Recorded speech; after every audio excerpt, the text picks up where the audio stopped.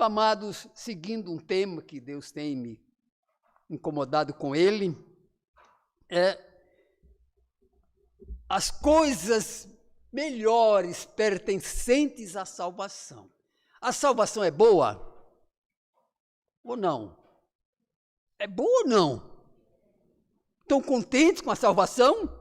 Terem sido salvos, alcançados pela graça de Deus? Vocês mereciam ser salvos? Não. Os nossos pecados estavam nos direcionando para o inferno, para a morte eterna. Mas não existe coisa melhor do que ser salvo?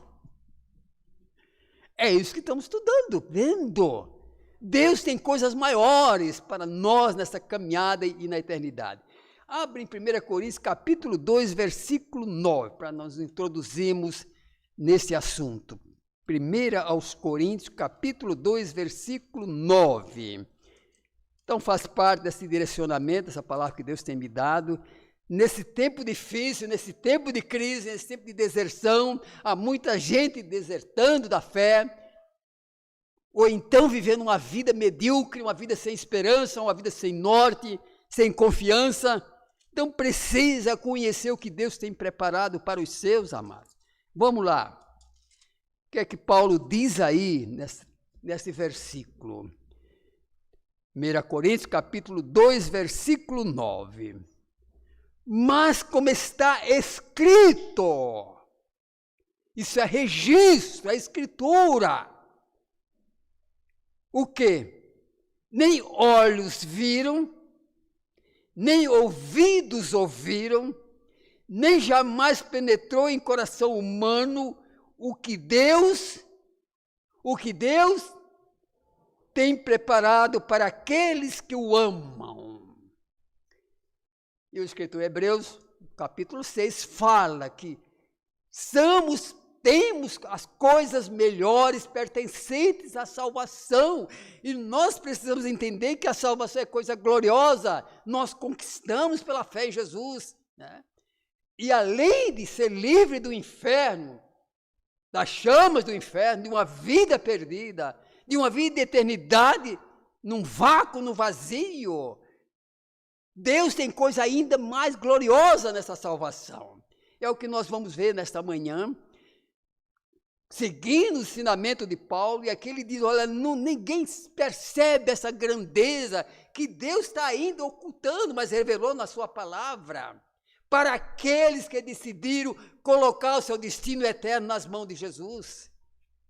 Então, nesta manhã, vamos nos alegrar, nos fortalecer no conhecimento da palavra, com essas coisas que Deus tem para nós.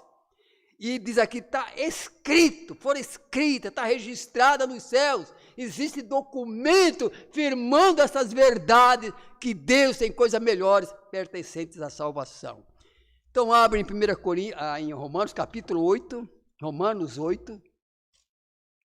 Vamos trabalhar um pouquinho com esse texto. Romanos 8. Paulo trabalha muito fortemente com essa questão neste capítulo. Romanos 8, vamos ler o verso do 15 ao 17. 15 ao 17. Porque não recebestes o espírito de escravidão, para viveres outra vez atemorizados, mas recebeste o espírito de adoção, baseado no qual clamamos Abba, Pai. Amados, recebemos essa adoção, porque quando aceitamos Jesus Cristo, nos é dado o direito de nos tornarmos filhos de Deus. Alguém que não tinha mérito nenhum, e como diz Paulo aos Efésios, distante das coisas de Deus, separados no mundo, vivendo sem esperança, sem nenhum horizonte melhor. Então Paulo diz o quê? Ora, que o Senhor nos chamou para isso. Abba, Pai. O próprio Espírito testifica que somos filhos de Deus. Então, se você não tem essa convicção ainda, que isso ainda não entrou na sua alma, que isso ainda não faz parte de sua consciência, amados, é isso que a Escritura diz. E se você ainda não fez a sua decisão, não deixe para depois, E faça hoje, porque isso é de suma importância para a sua eternidade. Isso é o que vai fazer o grande diferencial para a vida. Ser salvo ou não ser salvo. Esse é o grande diferencial para a nossa vida. O próprio Espírito testifica com o nosso Espírito que somos filhos de Deus. Então há um testamento do Espírito Santo dizendo para você nesta manhã, se de fato você tem Cristo no seu coração, o aceitou como seu Salvador, você se tornou filhos de Deus. E aleluia por isso. Glória, isso é a coisa maior.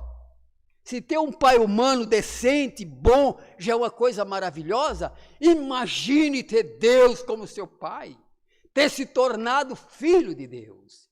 E no verso 17, ora, se somos filhos, somos também herdeiros. Herdeiros de quê? Aí tem muita coisa. Herdeiros de Deus e co-herdeiros com Cristo.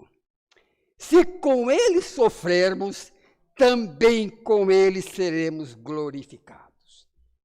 Herdeiros e o que mais?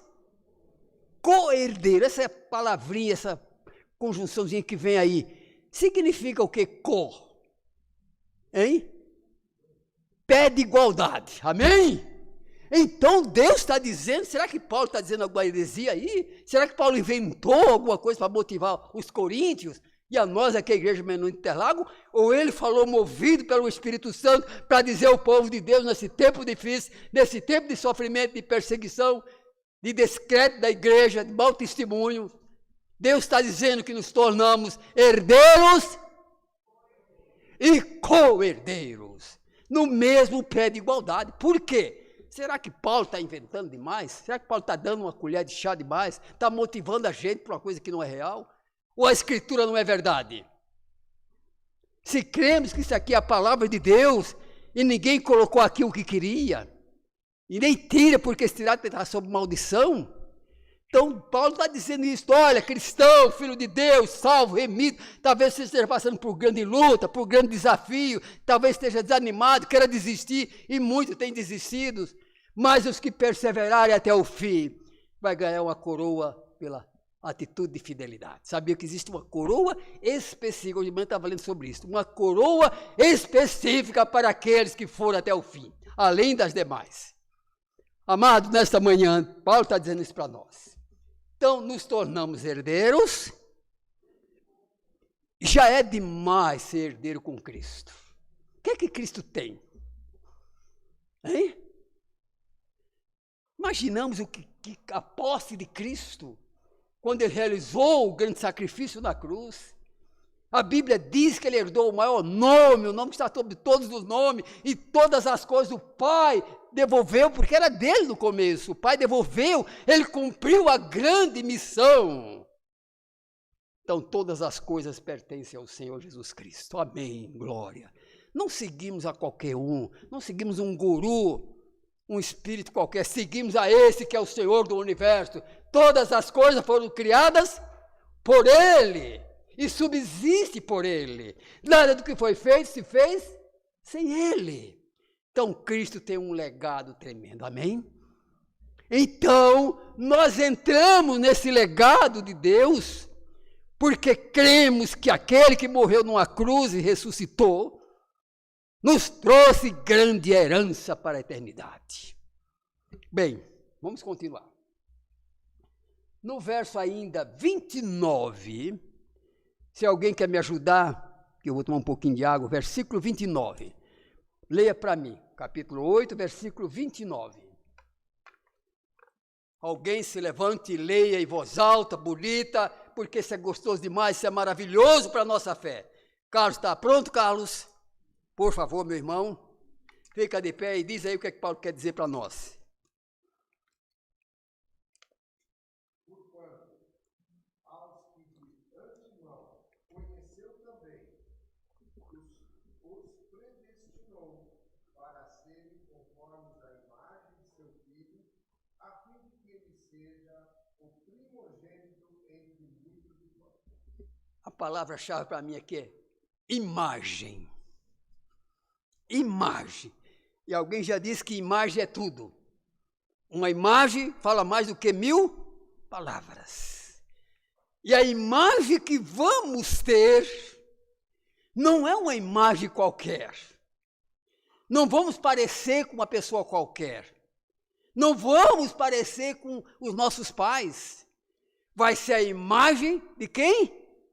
Predestinados para ter a imagem de Cristo. Oh, glória! Então, quando na eternidade, ressuscitados, glorificados, a nossa imagem é parecida ou quase semelhante à de Jesus. Oh, glória! Pensou nisso, amados? Eu não sou muito contente com a minha imagem, não. Eu pensava em ter 1,85 m, 1,90 m, né? Cheguei a 1,70 m ali, olha, com muita dificuldade, né? Já um tanto, né? Cabelo voou, desapareceu, né? Não sou muito contente com a minha imagem, mas também não me preocupo com isso. Porque a minha imagem definitiva vai ser daquele que é a perfeição da criação. Oh, glória! Você vai ter uma imagem parecido, quase semelhante àquele que é a perfeição de todas as coisas. Oh, glória! Bata a palma agora para Jesus. Ele, a glória! Isso é para quem mesmo? Hein? Com humildade e com consciência para mim, não merecedor. E por isso o título da nossa mensagem hoje é, já estou andando com a mensagem, tá? Não pense que eu vou começar agora. Conquistas ilimitadas, a salvação em Cristo, a nossa posição em fé, nos deu conquistas ilimitadas. Eu não sei quantas coisas tem lá, mas eu sei que eu vou ficar extasiado quando chegar lá. Quando entrar nessa dimensão de estar na presença física, corporal, não vamos ser zumbis, vamos ter um corpo que nós vamos ver daqui a pouco. Vamos ser pessoas com personalidade aperfeiçoada, caráter aperfeiçoado, corpo aperfeiçoado, para então glorificar aquele que nos criou para um propósito eterno. Oh, glória! Oh, glória!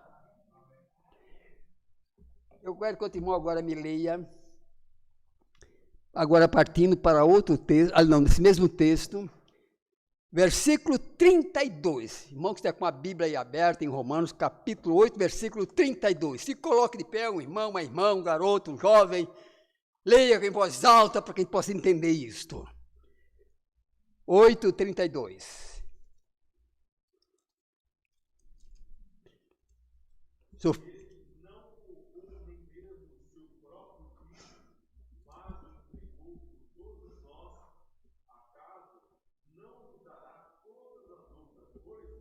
Oh, que são essas outras coisas, amados? Eu nem imagino, de tanta coisa, eu tenho algumas coisas em mente, mas não posso imaginar a grandeza de todas as demais coisas. Quem está dizendo isto? É o pastor Fernando? Se fosse eu, vocês poderiam desacreditar, tá? Mas quem que está dizendo isto? É a palavra de Deus. É que nós não estamos acostumados a ler a Bíblia e fazer uma certa interpretação. Todas as coisas, todas significam o que mesmo? Todas. É simples assim? Simples assim, amado. Muito simples, não precisamos inventar história, não precisamos complicar. Deus está preparando coisa que nós nem imaginamos. Levanta o ânimo, te alegra no Senhor, festeja no Senhor. Por isso Davi era um elemento muito voluntário nisso. Vamos adorar, vamos celebrar, vamos cultuar Javé. Até claro que ele teve seus pecados e alguns momentos difíceis na sua vida. Mas era um homem que carregava isso muito forte no seu coração. Então, vamos ler outra vez. Irmão, por favor, fica de pé. E William, irmão William, né? Isso, William. Precisa eu gravar seu nome.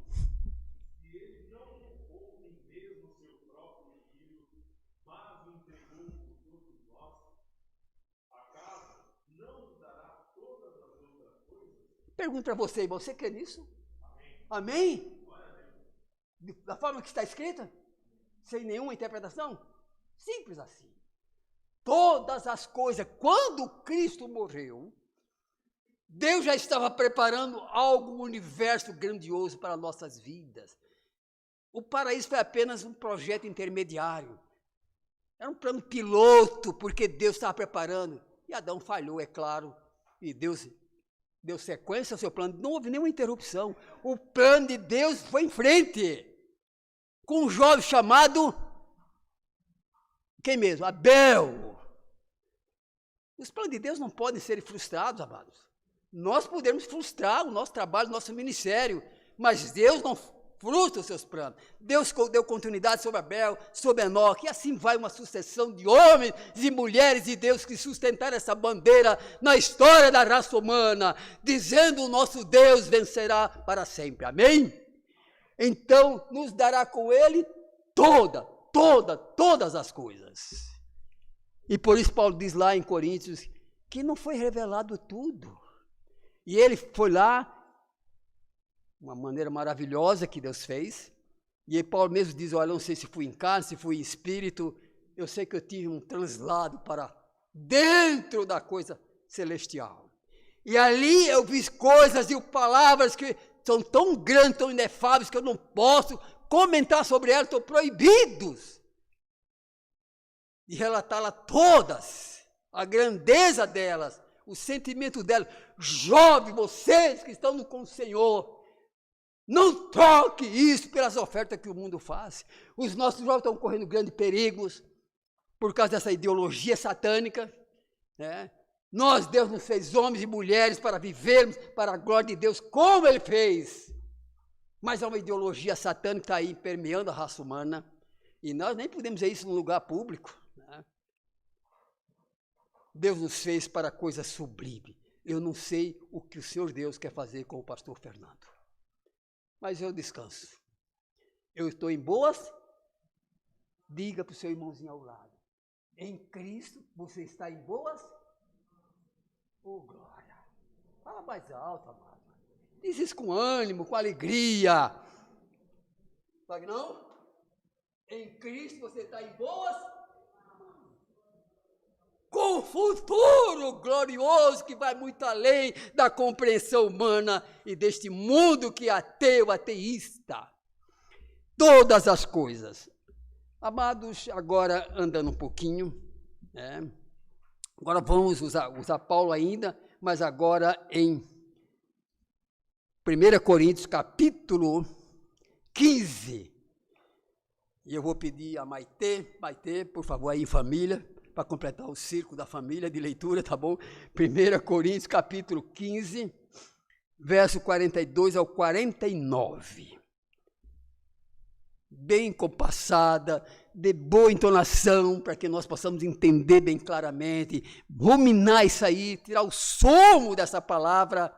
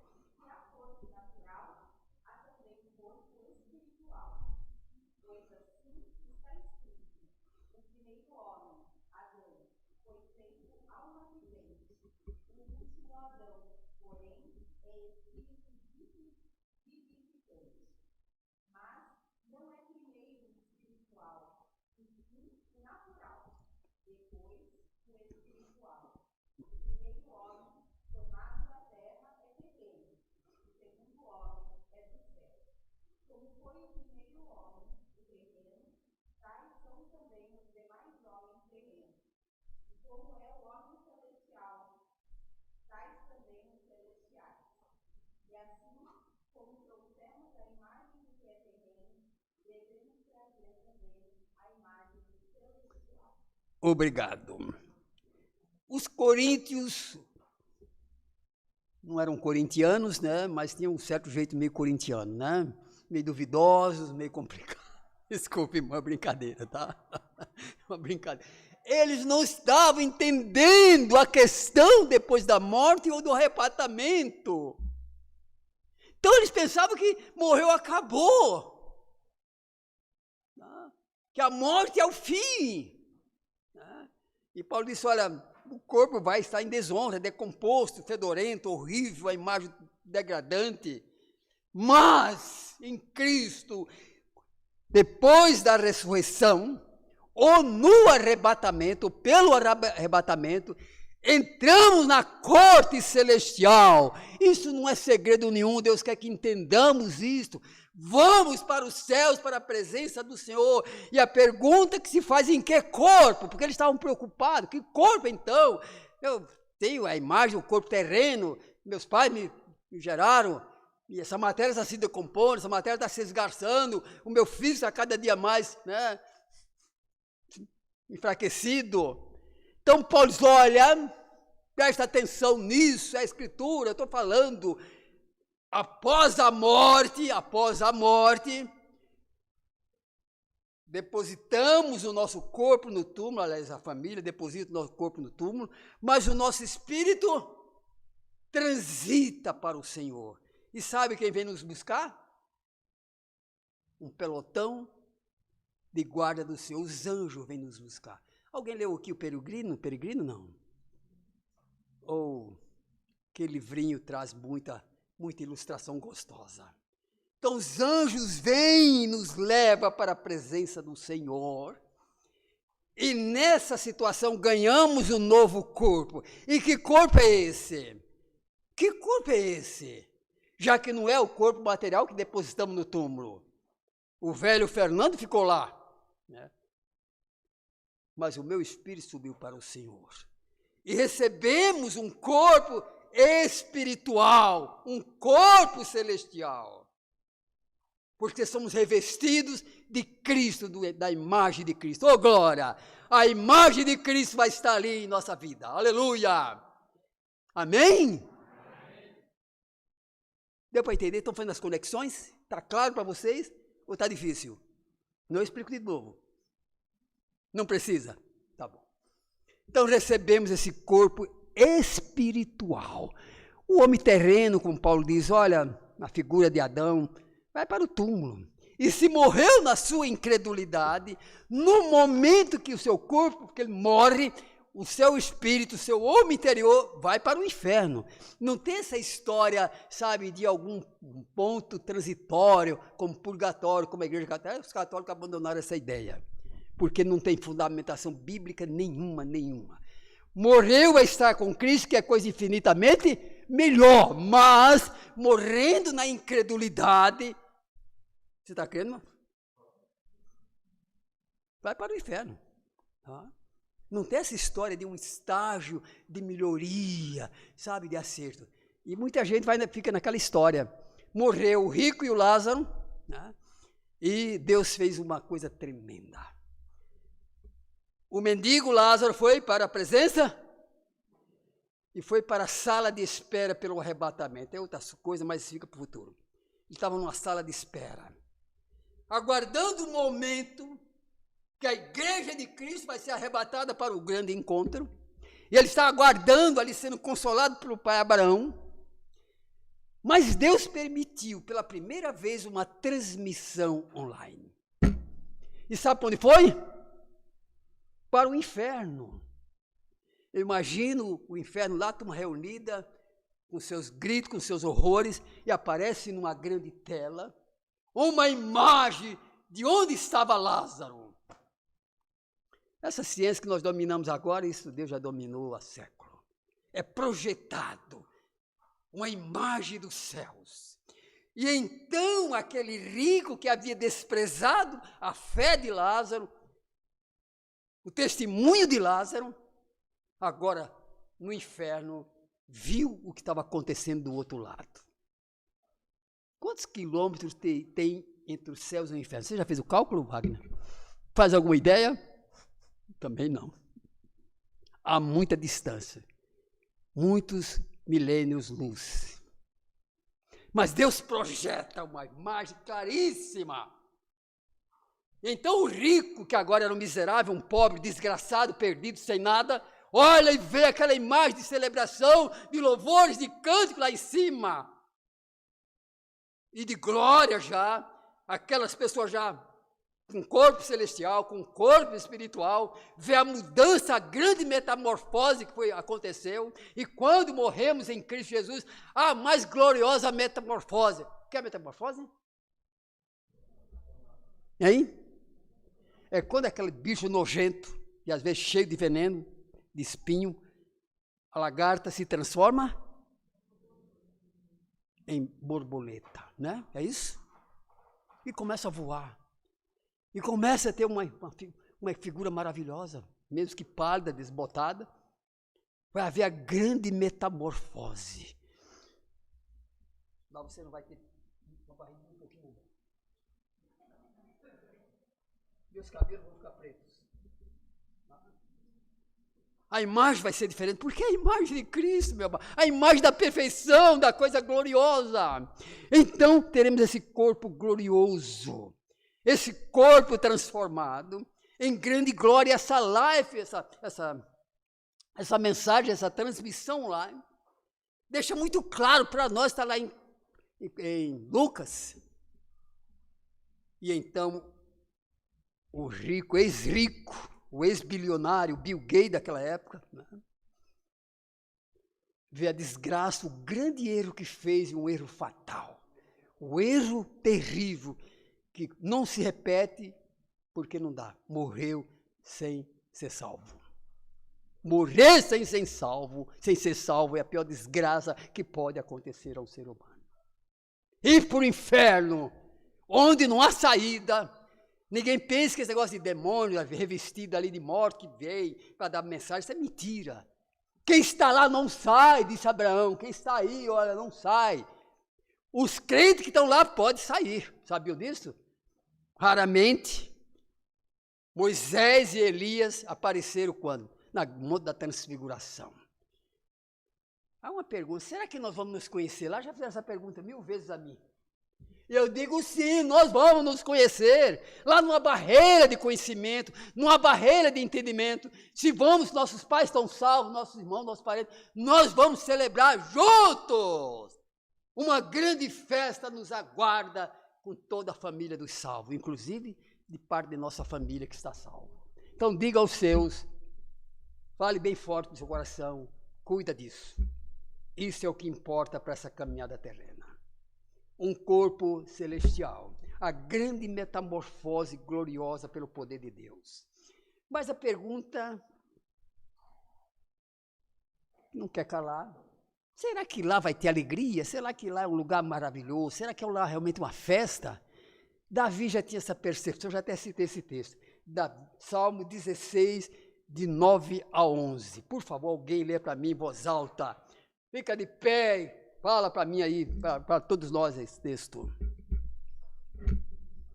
E outro irmão, já em sequência, abre em Apocalipse 19, de 1 a 12. Quem vai fazer a primeira leitura, levante a mão. Não vi nenhuma mão levantada? Primeira leitura é Salmo 16, de 9 a 11. Alguém levantou a mão? Dou-lhe uma, dou-lhe duas. O William está pronto aí, está engatilhado, então lê, meu irmão. Aqui, os primeiros são os primeiros mesmo, tá?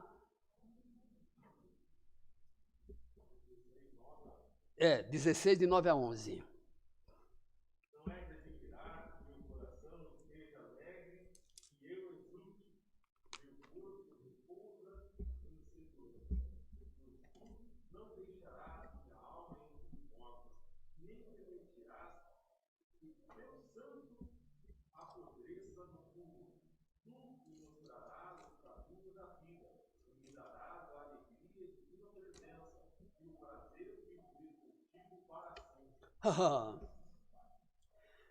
Claro que esse texto se refere a Jesus. Mas Paulo teve esse entendimento que quando morremos e estamos salvos, e é o que ele colocou na carta a Romano e a Coríntios, que nós vamos ter a imagem de Cristo depois da morte. E na minha versão diz plenitude de alegria. Quem tem essa versão antiga? A nova, aliás. Plenitude de alegria. O que é plenitude? É aquilo que não falta nada. É aquilo que está completa. Vamos ser alegres, felizes. Ah, mas alguém perguntou, e lá vou sentir as tristezas dos que morreram. Olha, eu sinto muito. Eu não vou mais me preocupar com isso.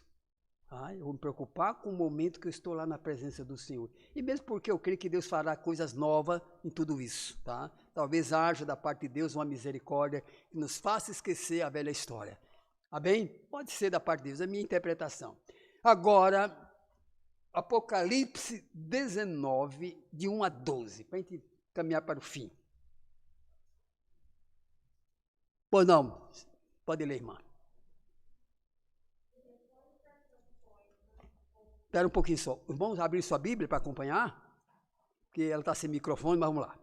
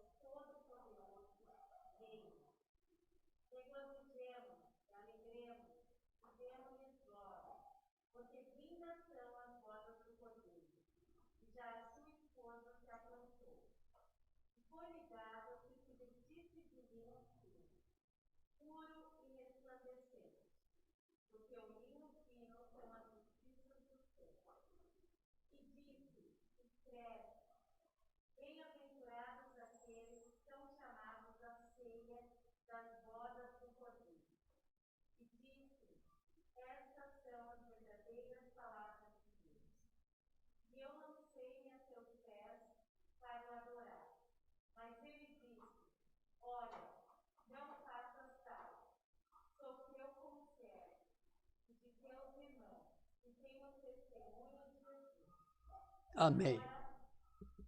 Termine a frase.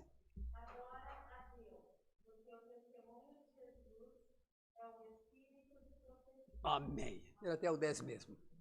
Ah, mas o que esse texto está dizendo? Porque muitas pessoas têm uma ideia de que quando morremos, vamos ficar num grande alojamento, com muitos beliches, com muitas camas, né?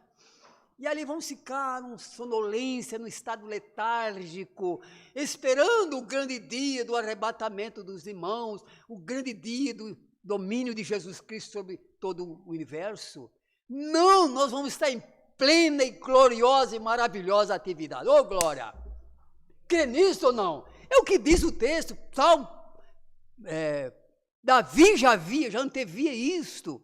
Davi estava falando, olha, eu entendo isso, que lá é glória, alegria, majestade. E aqui está dizendo em Apocalipse, no final, e aqui ninguém pode tirar lá desse livro, nem acrescentar, porque é a verdade, escreve isso, está dito aqui, está escrito. Há uma grande celebração.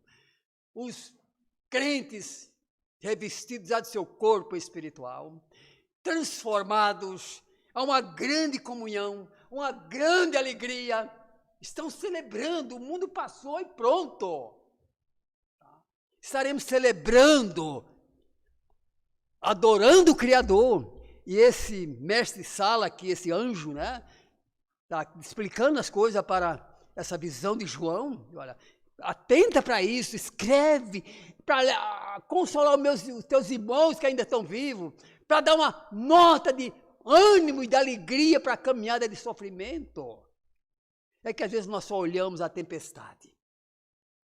E não olhamos para aquele que está na tempestade cuidando de nós, amém, amado, amém? Há muita luta, né? Estamos passando dias difíceis, eu particularmente, com minha esposa, né? Uma situação de filho. Amados, isso é tremendo. Estão celebrando, estaremos vivos em plenitude de vida, vestindo bem vestidos, né? Com palma nas mãos, diz o texto, celebrando. E há um texto que diz que um anjo pergunta, quem são aqueles que estão chegando agora? E João disse, olha, eu não sei, o Senhor quem sabe, eu não tenho essa visão completa. Eles estão vindo da grande tribulação. E na grande tribulação vai haver muita salvação, tá? Então se você quer esperar a grande tribulação, não espere por mim, não conte comigo, tá? Eu vou antes. Amém? Não é por egoísmo não, mas é porque eu creio no arrebatamento da igreja. Física, corporalmente, não é pela morte, mas é o arrebatamento, seremos transladados e transformados quando estamos subindo. Para chegar lá nas bodas do Cordeiro, a festa, a noiva está chegando. E não há tristeza em casamento. Se há alguma tristeza em casamento, alguma coisa está errada. Casamento é motivo de alegria, a não ser que seja um casamento forçado. Amados, nesta manhã, neste local, tomemos posse destas coisas. Deixe a palavra de Deus tratar conosco, para que tenhamos uma fé cheia de ânimo, de alegria, mesmo nas tormentas. Pode haver outra crise? É possível. O mundo vai de crise em crise. O pecado trouxe isso. Mas Paulo diz que em Cristo somos mais... Oh, glória! Amém? Então, para encerrar, que essa seja a nossa disposição ao celebrar este culto desta manhã, que já estamos gozando de maior liberdade. Que Deus nos ajude a vivenciar, a tomar posse e a exercitar este conhecimento da palavra de Deus. Deus abençoe, amado. Vamos pensar nisso. Conquistas ilimitadas. Conquistas ilimitadas. A salvação em Cristo nos garante isso.